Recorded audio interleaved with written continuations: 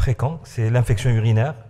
Vous savez que l'infection urinaire est un problème donc, de pratique courante. C'est un problème de santé publique. Je m'excuse auprès du professeur Mahmoud. Les gens qui devaient faire l'atelier prick test doivent aller à l'atelier. D'accord? Donc, comme je disais, c'est un problème de pratique courante. L'infection urinaire concerne tout le monde, le pédiatre, le généraliste. Pas oublier que 70% des enfants sont vus par le généraliste. Donc, et l'infection urinaire est un problème courant. Je suis sûr que donc vous voyez des malades qui présentent ces problèmes. Alors, la comorbidité, effectivement, la comorbidité, elle est engendrée par les explorations qui sont inutiles, les traitements qui sont inutiles. On verra tout ça. Puis vous avez également, il faut souligner quand même la difficulté du diagnostic chez le nourrisson. Un nourrisson, c'est plus difficile que chez un grand enfant, parce que le nourrisson, il n'a pas des symptômes il a des symptômes non spécifiques. La hantise dans l'infection urinaire, c'est de poser la question, pourquoi est-ce qu'il y a cette infection? Et toujours, il faut avoir dans l'esprit l'uropathie malformative. Est-ce qu'elle existe ou pas? C'est là où il faut faire très attention. Ensuite, il ne faut pas oublier que tout a un coût économique. Quand on fait des examens inutiles, quand on fait des ECB qui sont faussement positifs, on hospitalise les malades, il y a un coût. On fait des examens cliniques inutiles, il y a un coût. Et également, il y a l'anxiété familiale et tout ça pour rien. Donc il faut faire très attention aux coûts économiques et l'impact que ça peut engendrer. Il faut souligner que vous savez qu'il y a la cystite, les infections urinaires basses, c'est la cystite. Vous avez les infections urinaires hautes qu'on appelle pyélonéphrite. Et justement, dans la pyélonéphrite, il faut avoir dans l'esprit les problèmes que peut donner une pyélonéphrite si vous n'avez pas fait un diagnostic. C'est le fait qu'il y ait des lésions rénales. Regardez une scintigraphie et regardez, cet enfant a eu une scintigraphie dans le cadre d'un travail. Hein. Il ne faut pas la faire dans la pratique. 6 mois après, on voit toute cette hypocaptation polaire, c'est ce qu'on appelle les cicatrices rénales. Et ces lésions rénales peuvent donner une hypertension artérielle, peuvent donner une dégradation de la fonction rénale à l'âge adulte. Alors, juste pour vous dire, retenez, il y a 3 phases dans l'histoire, c'est important. Avant 90, les années 90, dans les années 90, 2000 et 2000 et après. Alors, dans les années 90, ça a commencé par les Anglais, on va dire, qui ont dit que finalement, tout enfant qui a une infection urinaire doit être traité, doit être exploré, et il faut lui mettre une antibioprophylaxie. Certains sont restés dans cette optique. Alors, dans les années 2000, 90 et 2000, il y a eu quand même ces recommandations faites par le Royal College n'étaient pas validées. Ça a été dit comme ça, mais il n'y a eu aucune étude, n'était pas validée. On a remarqué que les infections urinaires, le pronostic, lorsque les enfants n'ont pas de malformation, le pronostic n'était pas péjoratif, il était bon. Et on a remarqué qu'il y avait un coût onéreux des explorations. Donc on s'est posé la question de ces recommandations. Alors après, dans les années 2000, a été mis en place des études qui ont répondu à certaines questions. Et justement, il faut savoir qu'il y a de nouvelles approches dans l'infection urinaire. Parce que c'est peut-être rébarbatif de parler de l'infection urinaire, mais je peux vous assurer qu'il y a du nouveau dans les infections urinaires. Il y a des choses qui restent valables, bien sûr, mais il y a du nouveau. Alors, je voudrais vous partager avec vous un peu ce qui est nouveau, comment est-ce qu'il faut faire dans l'infection urinaire. Et je vais aborder 3 points. Le premier, c'est au niveau du diagnostic. Le deuxième, l'exploration de l'infection urinaire. Pourquoi est-ce qu'elle est réévaluée? Et puis, je vous parlerai un peu du traitement, comment on est dans ce qu'on appelle la désescalade thérapeutique, c'est-à-dire la simplification du traitement. Voilà 3 points qu'il faut peut-être connaître. Alors, le modèle de l'Académie américaine de pédiatrie qui est ancien, elle vous dit toujours, identifier une population à risque. Quels sont les enfants qui vont arriver à votre consultation et qui ont une forte probabilité qu'il y ait une infection urinaire? Il faut essayer de les capter. Ensuite, faire le diagnostic. Ensuite, traiter cette infection et évaluer radiologique. Cette façon de faire, elle est valable. Elle est valable jusqu'à maintenant, effectivement. Alors, identifier la population à risque. Alors, il faut savoir connaître certains éléments démographiques. Vous savez que l'infection urinaire, elle est plus fréquente entre 0 et 3 mois chez le garçon que la fille. Mais par la suite, vous allez avoir plus de filles qui vont avoir des infections que les garçons avec un sexe ratio de 4. C'est-à-dire vous allez avoir plus 4 filles pour un garçon. Ça, c'est connu. La deuxième chose qui est importante, quand les enfants arrivent, surtout le garçon, vous allez vous poser la question, est-ce que c'est un garçon qui a une circoncision ou pas? Pour quelle raison? C'est juste que lorsque vous avez une circoncision, la prévalence de l'infection, elle est de 2,5. Et lorsque vous avez une absence de circoncision, elle est multipliée par 10. Et ça, c'est une méta-analyse. Vous voyez, il y a plusieurs études. C'est une méta-analyse qui démontre que le risque de l'infection est 10 fois plus fréquent chez le garçon qui est non circoncis. Ensuite, quelle est la population où il y a beaucoup d'infections, où on capte beaucoup d'infections? Ça également, ça a été étudié. Et tous, je suis sûr que vous le savez, lorsque vous prenez un enfant qui a une fièvre isolée, qui ne s'explique pas depuis 2 ou 3 jours, chez un enfant de moins de 2 ans, eh bien, vous allez trouver une prévalence la plus forte, 8,4. Si vous prenez que fièvre isolée, n'importe quel âge, vous allez trouver un peu moins. Et lorsque vous prenez d'autres situations cliniques, donc le message c'est que tout nourrisson qui a une fièvre qui ne s'explique pas, il faut penser à l'infection urinaire. Regardez cette étude très ancienne dans la littérature, elle est très très intéressante. Göteborg, les Suédois, ils ont beaucoup travaillé sur l'infection urinaire. Ils ont pris 1177 enfants. Vous voyez ça, c'est les garçons, et tout cela, c'est les filles. Première chose, les garçons, il y a 225, et il y a 800 filles, donc si vous faites le rapport, vous trouvez qu'il y a 4 fois plus de filles que les garçons. Ça, c'est la première chose. Deuxièmement, lorsqu'on voit les différentes infections, ce qui est en noir, c'est la pyélonéphrite. Ce qui est comme ça assuré, c'est la cystite. Première chose qu'on va voir, c'est qu'il y a beaucoup de cystites à partir de 2 ans chez la fille que le garçon. Mais le garçon peut avoir une cystite. La deuxième chose qu'on peut tirer de cette information, c'est que, regardez, c'est en noir, la pyélonéphrite. Quel que soit le sexe, ben, le pic de fréquence est à l'âge de 1 an. Cela veut dire que nous allons avoir beaucoup d'enfants qui ont un âge de 1 à 2 ans, qui vont présenter beaucoup de fièvre et qui vont ne présenter aucun signe clinique d'appel urinaire. C'est ça la difficulté, et qui seront concernés par la pyélonéphrite. Ça, il faut faire attention. Ces données épidémiologiques sont intéressantes. Alors, comment faire le diagnostic? Je suis venu vous parler de la bandelette urinaire. Très important, la bandelette urinaire. Lorsque vous avez un enfant qui arrive suspect d'infection, vous allez faire la bandelette urinaire, peut-être l'examen microscopique et la culture.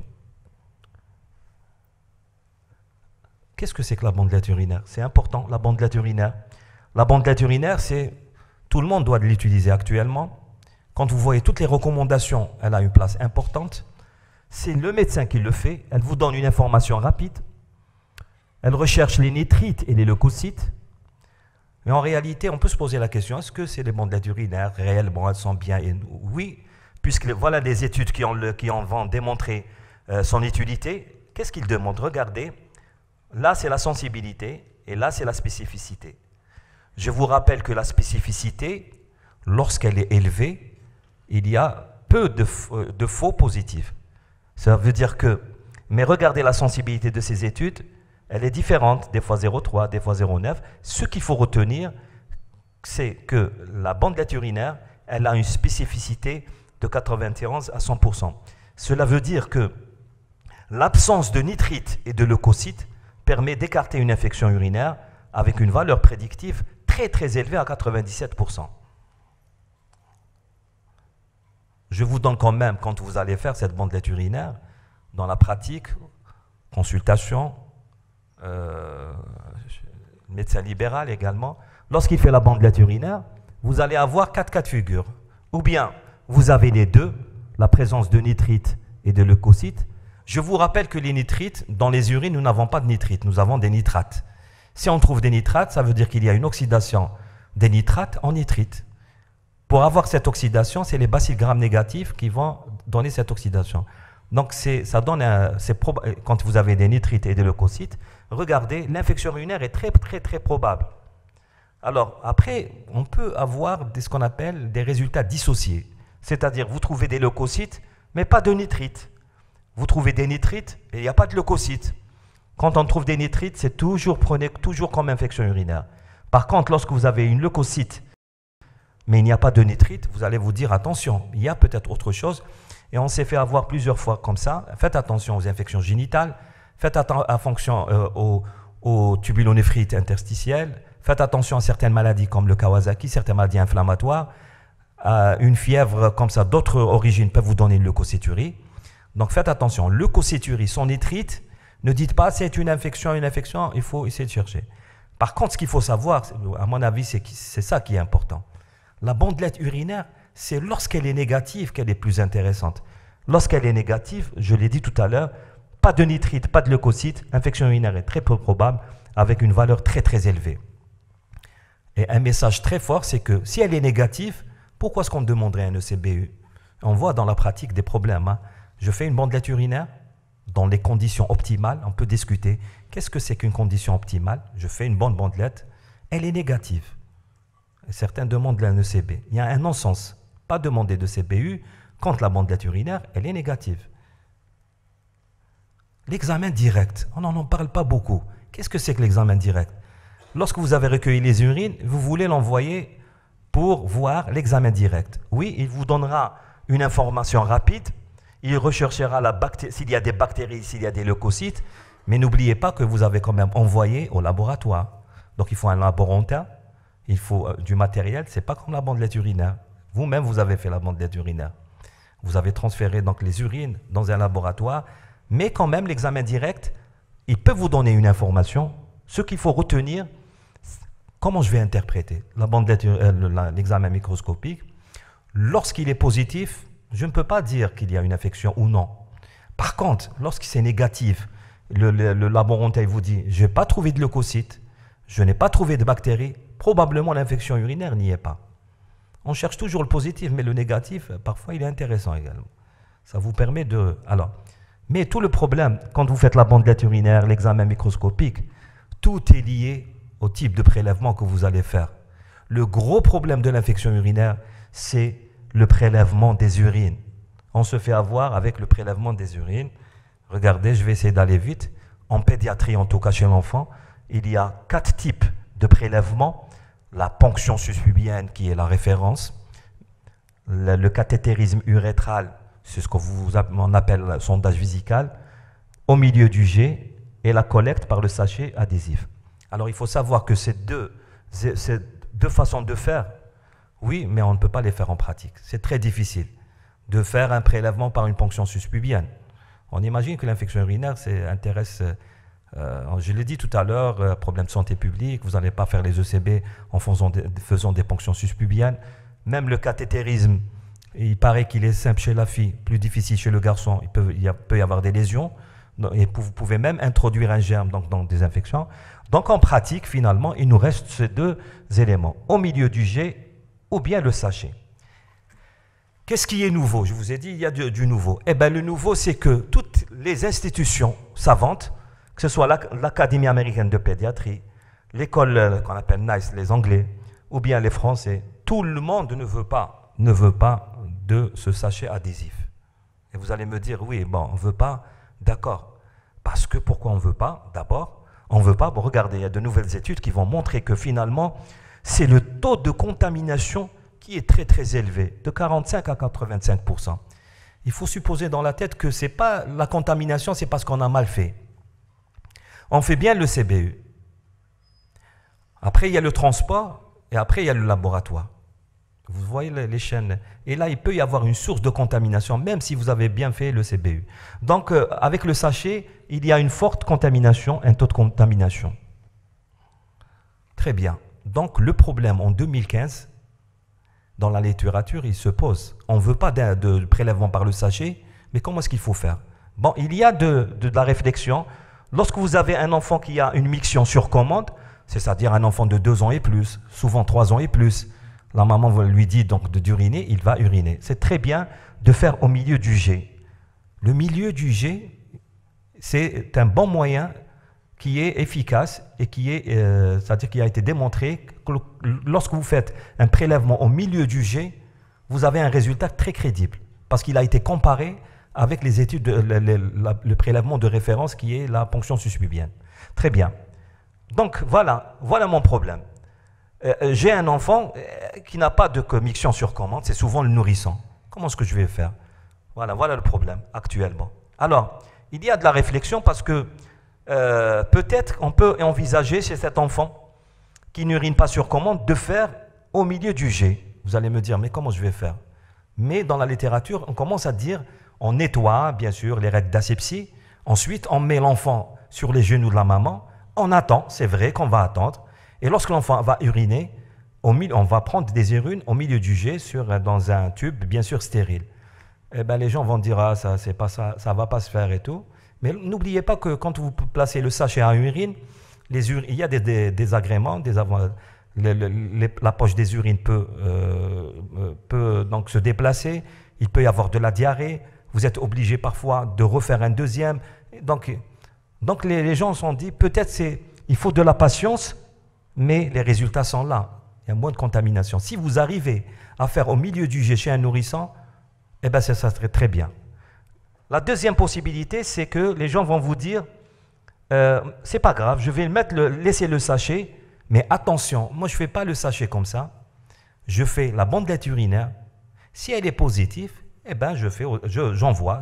Il y a un risque de contamination, mais j'ai fait une présélection. Ça se fait actuellement. Je fais la bandelette urinaire, elle est positive. Il y a une forte suspicion d'infection. J'envoie ces urines, même avec le sachet, c'est pas grave. Mais n'envoyez pas le sachet sans avoir fait la bandelette urinaire. Donc c'est une façon de faire, essayer de régler le problème. Après, dans la littérature, il y a ceux qui veulent améliorer le sachet adhésif. Je vous explique, regardez rapidement, c'est le même sachet, parce que le sachet à urine, il a des inconvénients, mais il garde des avantages. Qu'est-ce que sont les avantages? C'est la simplification, c'est facile de mettre un sachet. Le sachet à urine, si vous avez fait, et les résultats vous diront que c'est négatif, eh bien, c'est négatif. Donc, vous pouvez dire qu'il n'y a pas d'infection. Par contre, le problème, c'est que le sachet, lorsqu'il est positif, ça peut vous poser des problèmes. Donc, actuellement, il y a une réflexion de dire, est-ce qu'on peut améliorer les sachets? Oui, améliorer les sachets, c'est améliorer le dispositif. Vous allez placer le même sachet, mais les premières urines, là où il y a beaucoup d'infections, parce qu'il passe par le prépuce, par les structures vaginales et tout ça, ça peut être contaminé. Le même dispositif, pour une miction, comme s'il va couper la miction en deux. La première va passer dans un conteneur et la deuxième dans un autre conteneur sur le même sachet. C'est le même dispositif, la même idée, mais il faut savoir que finalement, actuellement, les résultats sont contradictoires sur le bénéfice de ces nouveaux modèles. Très bien. Il y a également, dans la réflexion de ces problèmes, une nouvelle méthode non invasive, je vais vous la montrer. C'est une technique qui a été mise en évidence récemment, en 2013, par les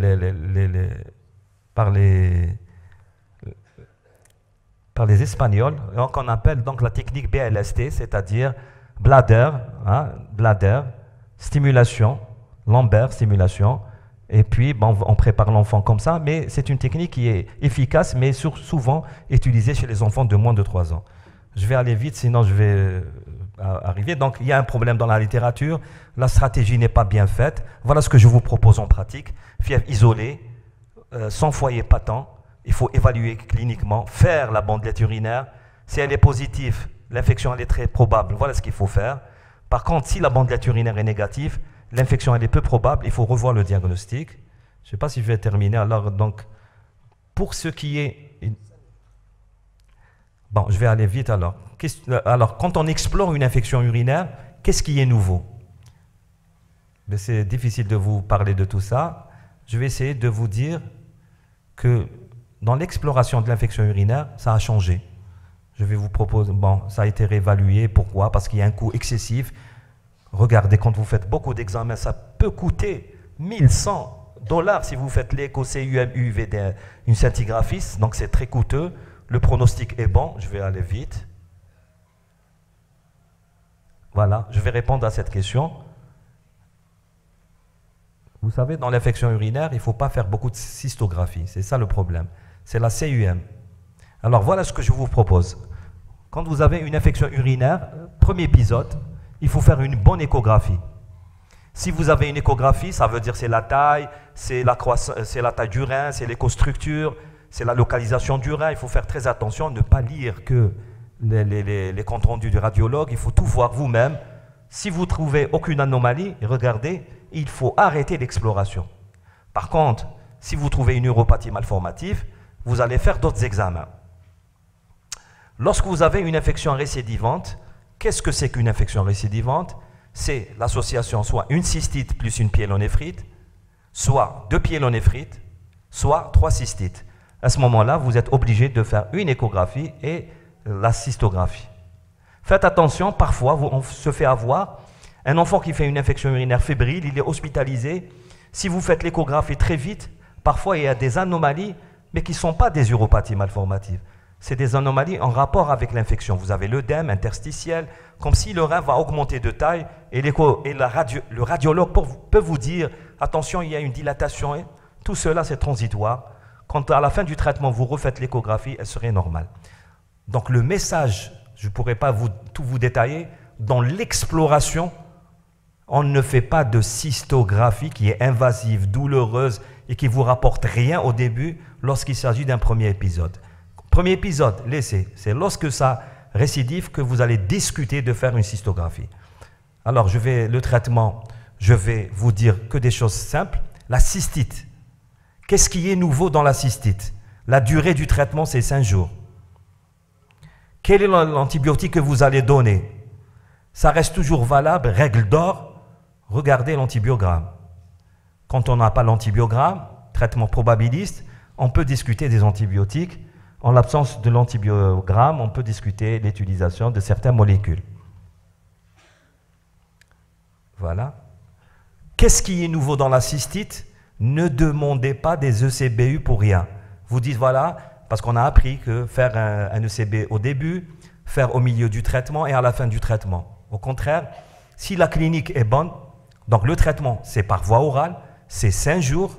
ECBU de contrôle n'est pas indispensable si la clinique, vous n'avez rien, il y a une bonne évolution clinique, ce n'est pas la peine. Sinon, vous allez tomber dans les ECB contaminés, vous allez avoir des problèmes. Je vais finir par la pyélonéphrite quand même, c'est une infection quand même grave.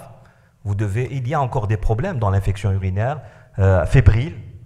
Le mot qui est consacré actuellement, on ne dit pas pyélonéphrite, on dit, même les Français maintenant, on parle, c'est infection urinaire fébrile. Il y a de la fièvre associée à cette infection. On n'est pas très sûr que c'est une pyélo ou non, mais ce n'est pas grave, vous devez la traiter comme une pyélonéphrite. Les problèmes, c'est quel est l'antibiotique? Est-ce que je vais donner un seul ou deux? Est-ce que je vais utiliser la voie orale ou parentérale? Il y a beaucoup de discussions actuellement sur la voie, thérapeutique et quelle est la durée du traitement. Et après, il y a de gros problèmes dans le traitement ambulatoire ou pas, une hospitalisation. Je vais passer sur les enquêtes qui ont été réalisées. Ce que je veux vous montrer, c'est quand on met un traitement antibiotique, il faut se baser sur des données pharmacocinétiques, mais surtout les données bactériologiques, mais pas des États-Unis ou de l'Europe, les nôtres. Et je veux vous montrer ça, même si j'ai plus le temps, il faut que vous me laissiez le temps, 1 minute. Regardez, lorsqu'on va, donc, Escherichia coli, vous savez que c'est le germe le plus fréquent dans l'infection urinaire. Quelle est sa sensibilité et sa résistance aux antibiotiques dans notre pays pendant ces 10 dernières années? C'est ça qui est important. Et c'est ça qui va conditionner votre argumentation pour traiter, pour donner ça ou ça. Regardez, ce qui est en vert, c'est les aminopénicillines. Amoxicilline, aminopénicilline, tous les aminopénicillines. De 2005 jusqu'en 2014, Et le dernier chiffre, il est à 74%. Les aminopénicillines ne doivent pas être indiqués dans la pyélonéphrite. Vous avez hospitalisé, je ne donne pas les aminopénicillines. L'argumentation est là. Regardez les autres antibiotiques. Alors si je prends par exemple l'amoxyl acide glavulanique, il est là, c'est relativement stable, c'est à peu près 30 à 40%. Donc il y a un risque sur 2 que vous ayez une résistance. Alors regardez le SXT, c'est-à-dire le sulfaméthoxazole trimethoprim. Également, c'est un peu inquiétant parce que ça se situe entre 40 et 50, regarde, en rose. Pendant des années, et ça c'est tous les germes en ambulatoire. Hein. Ensuite, regardez les aminosides. Quand on n'utilise pas un antibiotique toujours, vous allez avoir moins de résistance, c'est clair. Les aminosides, regardez, en jaune, c'est toujours faible. Pendant 10 ans, ça reste aux environs de 9-10%.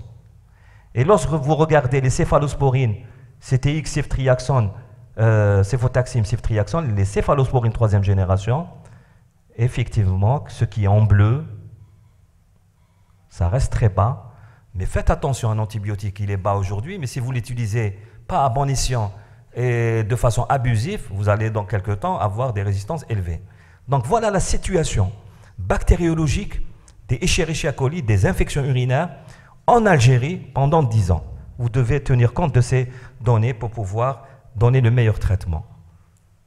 On a fait des études même à Babloued. Les aminosides, vous allez vous poser la question, ils sont très bien, on connaît les vertus des aminosides, l'effet rémanent, l'effet qui reste donc, et l'efficacité bactériologique a été démontrée. Alors, est-ce qu'on va traiter, quand on hospitalise malade pendant 10 jours ou 3 jours, le message c'est celui-là, il faut raccourcir la durée parentérale. Quand vous hospitalisez un enfant qui a une pyélonéphrite, 3 à 4 jours par voie parentérale suffisent. Vraiment suffisent, si vous donnez le bon antibiotique. Après, vous allez avoir une apérixie, l'enfant il est bien, vous allez avoir le CBU, il faut l'avoir pour voir l'antibiogramme et tout, et vous allez donner un traitement par voie relais, par voie orale. N'hospitalisez pas les malades pendant 10 jours, c'est beaucoup, ça coûte énormément, ce n'est pas la peine de prolonger pendant, et ça a été démontré par toutes ces études que je ne vais pas vous détailler, bien sûr. Alors, a un gros problème. Là, c'est une polémique jusqu'à l'heure actuelle. Faites attention, la pyélonéphrite, il ne faut pas la sous-estimer. Chez les enfants qui sont très jeunes, le risque est très élevé.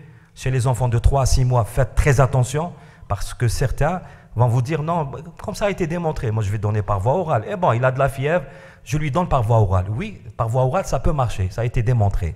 Mais le problème n'est pas là. Et donc le débat, je ne vais pas parler de tous les débats, mais il y a ceux qui sont pour et il y a ceux qui sont contre. Et voilà l'argumentation donc, des uns et des autres. N'oubliez pas qu'une pyélonéphrite, ça intéresse le nourrisson, qui peut vomir, qui peut avoir de la diarrhée. Donc vous donnez un traitement par voie orale, ça peut ne pas marcher. Si vous retardez le traitement, vous augmentez les risques de lésions cicatricielles. Donc voilà le débat. Et certains vous disent non, pourquoi on peut faciliter donner par voie orale? Ça peut marcher dans les pyélonéphrites qui ne sont pas sévères. Faites attention. Alors, qui est hospitalisé? Attention, nous, on hospitalise toujours les enfants de 3 à 6 mois qui n'ont pas de signe de gravité. Il faut toujours évaluer l'enfant. Est-ce qu'il a des vomissements? Est-ce qu'il est déshydraté? Est-ce qu'il est état toxique? Et chez vous également, vous posez la question, est-ce que, même si je donne par voie orale, est-ce que ces parents vont revenir ou non? Donc l'adhésion, la compliance au traitement doit être importante. Voilà ce qu'on fait. Je termine par ça. Je vous donne cet algorithme. Je vous le propose. Fièvre inexpliquée, diarrhée, vomissement avec fièvre. Regardez. Si j'arrive à vous dire que la bandelette urinaire, elle est intéressante et elle fait partie intégrante de la prise en charge, j'aurais passé le message. Ensuite, la bandelette, elle est négative. Elle est négative. Rediscuter le diagnostic. Attention, là, ça peut, une fièvre isolée chez un nourrisson depuis quelques jours, ça peut être autre chose. Hein. Ça peut être une méningite, ça peut être une pneumonie, ça peut être autre chose. Vous avez fait une bandelette urinaire, vous l'avez interprétée, c'est pas ça, c'est autre chose. Alors par contre, si elle est positive, oui, vous allez faire le CB, mais les résultats, vous allez les avoir après. Hein. Faites une CRP, ça peut vous aider. Ceux qui ont une procalcitonie, ce serait mieux. Mais on ne l'a pas, c'est un peu cher, c'est pas grave. La CRP, c'est simple. Si elle est positive, si elle est négative, la CRP, il faut revoir le diagnostic, de la pyélonéphrite en tout cas. Si elle est positive, alors l'échographie. Message important. Ne dites jamais, cet enfant, il a une infection urinaire, il a de la fièvre, ah, je vais lui faire une échographie en urgence, et c'est comme ça que je vais voir l'échographie parce que je cherche les signes de pyélonéphrite. C'est faux. C'est faux, c'est faux. L'échographie ne va pas vous aider parce que dans les véritables pyélonéphrites, sa sensibilité, elle est de 30 à 40%. Elle ne vous aidera rien au niveau de diagnostic.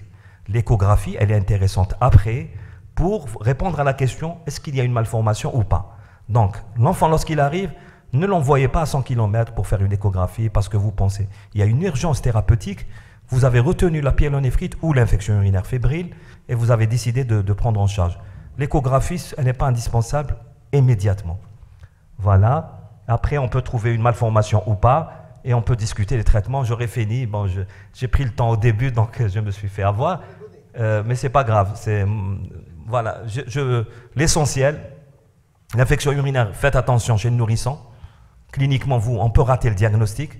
Les méthodes, la bandette urinaire, place importante. On ne parle pas d'infection urinaire si on ne parle pas de la bandette urinaire. Faites attention au prélèvement. Le sachet, on ne l'aime pas beaucoup. Le sachet, on ne l'aime pas beaucoup. Mais comme si on est obligé, vous devez dire comment il a été fait, comment vous allez l'interpréter. Un ECBU s'interprète en fonction de la clinique.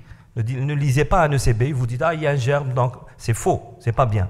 Regardez la bactériurie, regardez la leucocyturie, regardez comment ce qu'il a été fait, cet ECBU. Est-il crédible ou non? Vous pouvez dire « Non, je ne vais pas prendre ». Si vous avez déjà, par exemple, un staphylocoque ou autre, vous allez dire peut-être c'est une contamination, je refais le CB, ce n'est pas la peine de... Mais n'oubliez pas toujours la clinique, la clinique, la clinique. Ben voilà, je pense que... Bonjour à tous.